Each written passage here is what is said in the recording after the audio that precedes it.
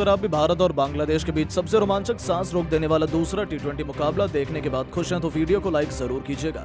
दोस्तों आज के इस रोमांचक मुकाबले के हिला देने वाले हाईलाइट का लाइक टारगेट केवल 100 लाइक्स का है, तो दोस्तों इस वीडियो को दिल से लाइक करना बिल्कुल ना भूलें। दोस्तों बांग्लादेश के खिलाफ टीम इंडिया को दूसरे टी20 में जब आखिरी 3 गेंदों पर चाहिए थे 18 रन, बल्लेबाजी पर थे खुद कप्तान सूर्य के साथ ऋषभ पंत, आग उगलने को तैयार थे मुस्तफिजुर रहमान। फिर अंतिम ओवर में हुआ ऐसा घमासान, कांप उठा पूरा क्रिकेट जगत। तो आखिर कौन बना इस मैच में अंतिम गेंद पर चैंपियन? दिलों की धड़कनें कई गुना बढ़ा देने वाले इंडिया बांग्लादेश के बीच खेले गए इस रोमांचक दूसरे टी20 की पूरी हाईलाइट का वीडियो हम आपको दिखाएंगे। लेकिन उससे पहले आपको क्या लगता है कि गिल, सूर्य और पंत में कौन सबसे खतरनाक बल्लेबाज है? अपनी राय नीचे कमेंट बॉक्स में जरूर बताइएगा। दोस्तों जब विश्व क्रिकेट की दो सबसे बड़ी टीमें बांग्लादेश और भारत एक दूसरे के आमने सामने हो, तब मुकाबले में रोमांच तो पहले ही अपनी सारी हदों को पार कर चुका होता है। ऐसे में हमें एक बार फिर से देखने को मिला जहां पहले के बाद भारत और बांग्लादेश के बीच 3 मैचों की टी20 सीरीज का दूसरा टी20 मुकाबला आज मुंबई के वानखेड़े स्टेडियम में आयोजित किया गया। यहां बांग्लादेश के कप्तान नजमुल हुसैन संतो ने टॉस जीतकर पहले बल्लेबाजी करने का फैसला चुना और यहां जब बांग्लादेश की टीम बल्लेबाजी करने के लिए उतरी तो हमेशा की तरह उनके लिए पारी की शुरुआत लिटन दास के साथ तंजीद हसन की खतरनाक जोड़ी मैदान में आई, जहां दोनों बल्लेबाजों से उम्मीदें तो यही लग रही थी कि पहले विकेट के लिए बड़ी साझेदारी देखने के लिए मिले।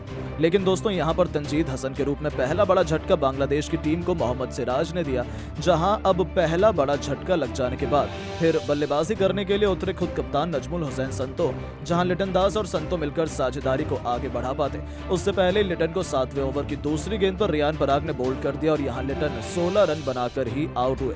अब ये 2 बड़े झटके लग जाने के बाद बांग्लादेश की टीम पूरी तरह से लड़खड़ा चुकी थी। ऐसा लग रहा था कि आज के मुकाबले में बांग्लादेश की टीम ज्यादा से ज्यादा भारत के आगे 120 या 100 रन ही बना पाएगी। अब यहाँ संतो और शाकिब अल हसन पर पूरा दारोमदार था अपनी टीम के लिए ज्यादा से ज्यादा रन बनाने का। लेकिन दोस्तों भारतीय गेंदबाजों को कहाँ पता था कि ये दोनों बल्लेबाज मिलकर आज अपनी टीम की किस्मत चमकाने वाले हैं। जी हाँ दोस्तों, हुआ ये कि संतो ने ताबड़तोड़ बल्लेबाजी अपनी जैसी जारी रखी, उसी तरह का ढंग शाकिब ने भी दिखाया, जहां दोनों बल्लेबाजों ने मात्र 37 गेंदों में ही 72 रन की साझेदारी कर डाली थी।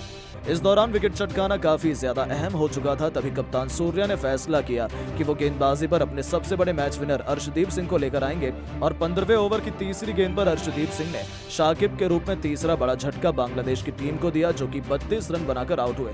और उनके आउट हो जाने के बाद फिर बल्लेबाजी के लिए उतरे महमदुल्लाह, वो कप्तान संतो के साथ मिलकर साझेदारी को आगे बढ़ाते हैं और अपनी टीम को स्कोर को 160 रन के पार ये दोनों बल्लेबाज लेकर पहुंचे। इस दौरान बांग्लादेश की टीम लगातार आगे बढ़ती चली जा रही थी और दूसरी तरफ संतो का बल्ला रुकने का नाम नहीं ले रहा था।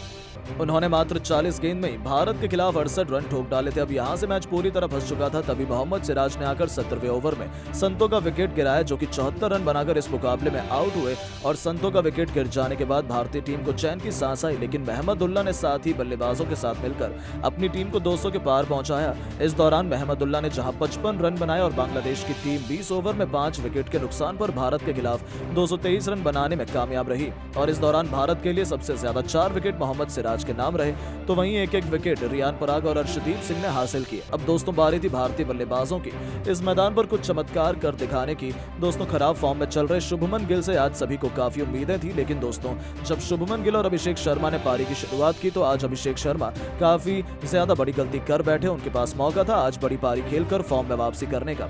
उन्होंने खतरनाक चौका लगाकर शुरुआत भी शानदार की थी, लेकिन वो गेंदबाज के बिछाए जाल में फंस गए और बड़ा छक्का लगाने के चक्कर में फील्डर को आसान सा कैच दे बैठे। वो इस मैच में केवल 4 गेंद पर 11 रन बनाकर आउट हुए। अब दोस्तों अभिषेक का विकेट गिर जाने के बाद भारतीय टीम काफी ज्यादा दबाव में आ चुकी थी। अब अभिषेक जब आउट हुए तो बल्लेबाजी के लिए उतरे खुद कप्तान सूर्य, जहां सूर्य और शुभमन गिल पर हर किसी की निगाहें थी कि ये दोनों बल्लेबाज दूसरे विकेट के लिए कितने रन जोड़ पाते हैं। इस दौरान सब कुछ सही चल रहा था। शाकिब अल हसन के ओवर में सूर्य ने एक के बाद एक लगातार 3 गेंद पर 3 खतरनाक छक्के लगाकर टीम इंडिया को तूफानी रफ्तार से आगे बढ़ाना शुरू कर दिया था। दूसरी तरफ गिल का बल्ला दहाड़ रहा था। 6 ओवर में टीम इंडिया ने 68 रन बनाए तो देखते ही देखते 8 ओवर में भारतीय पारी 90 रनों के पार खड़ी थी। देखते ही देखते इन दोनों खिलाड़ियों के बीच 100 रनों से अधिक की मजबूत पार्टनरशिप हो चुकी थी। दोनों तरफ से दोनों खिलाड़ी केवल चौके और छक्के से बात कर रहे थे। इसी बीच कप्तान सूर्य ने अपना तूफानी अर्धशतक केवल 30 गेंद में ठोक दिया, जो कि टीम इंडिया की जीत के लिए बेहद महत्वपूर्ण माना जा रहा था। इन दोनों ने भारत को मैच में मजबूत स्थिति में लाकर खड़ा कर दिया था। लेकिन दोस्तों शुभमन गिल भी अपनी साझेदारी को ज्यादा देर तक आगे नहीं बढ़ा पाए और 49 रन बनाकर वो आउट हुए। पूरी जिम्मेदारी भारत के 2 सबसे खतरनाक बल्लेबाज ऋषभ पंत और सूर्य कुमार यादव के मजबूत कंधों पर आ चुकी थी मैच जिताने की, क्योंकि इनके अलावा कोई और बल्लेबाज भारतीय टीम को जिताने का दम रखता नहीं था। अब दोस्तों यहाँ ऋषभ पंत ने भी आते ही अपनी विस्फोटक अंदाज में एक तरफ से बांग्लादेशी गेंदबाजों की बेरहमी से कुटाई करनी शुरू कर दी। दोनों मिलकर साझेदारी को आगे बढ़ाते हुए अंतिम ओवर तक ले जाते हैं, जहां सबसे खास बात तो ये थी कि सूर्य कुमार यादव आज कमाल की लेमन नजर आ रहे थे। उन्हें रोक पाना आज किसी भी गेंदबाज के बस की बात नहीं हो पा रही थी।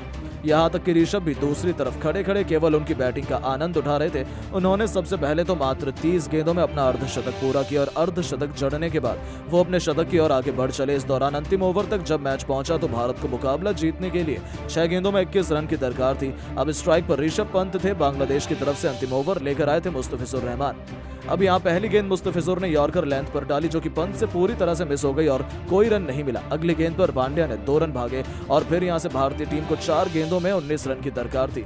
पंत अभी भी स्ट्राइक पर मौजूद थे और दोस्तों पंत शॉट लगाने की कोशिश तो बहुत कर रहे थे, लेकिन उनके बल्ले पर गेंद टच ही नहीं हो रही थी, जिसके चलते यहाँ बांग्लादेश की टीम पूरी तरह से फुल फॉर्म में थी कि वही इस मुकाबले को जीतेंगे। लेकिन दोस्तों जैसे तैसे करके तीसरी गेंद को लेग साइड की तरफ खेलकर ऋषभ पंत ने 1 रन भाग लिया और अब स्ट्राइक पर आ गए हमारे सबसे बेस्ट अभी तक के फिनिशर खुद कप्तान सूर्या, जहां सूर्या को 3 गेंदों पर 3 तूफानी छक्के लगाने थे और तभी भारत की टीम मुकाबला जीत पाती, क्योंकि 3 गेंदों पर 18 रन भारत को चाहिए थे। अब चौथी गेंद पर सूर्या ने सामने की तरफ छक्का जड़ दिया। 5वीं गेंद पर डीप कवर्स के ऊपर से एक और आसमानी छक्का जड़कर सूर्या ने भारतीय टीम को जीत की दहलीज पर पहुंचा दिया।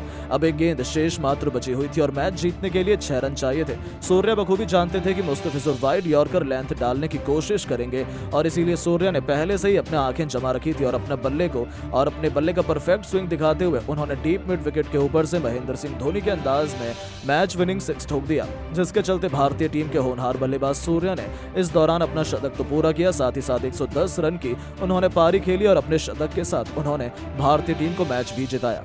बाकी इस मुकाबले में ऋषभ पंत के बल्ले से 35 रन निकले। हालांकि दोस्तों हम आपको बता दें कि भारत और बांग्लादेश के बीच खेला गया ये दूसरे T20 से ठीक पहले अभ्यास सत्र का मुकाबला था, जिसमें भारतीय टीम की जीत हुई। बाकी अब आप सभी की क्या राय है? भारतीय टीम की ऐसी बल्लेबाजी और गेंदबाजी को देख लेने के बाद आप टीम इंडिया को 10 में से कितने नंबर देना चाहेंगे? अपनी राय नीचे कमेंट बॉक्स में जरूर बताएं और ऐसी शानदार खबरों के लिए चैनल को सब्सक्राइब जरूर करें। धन्यवाद।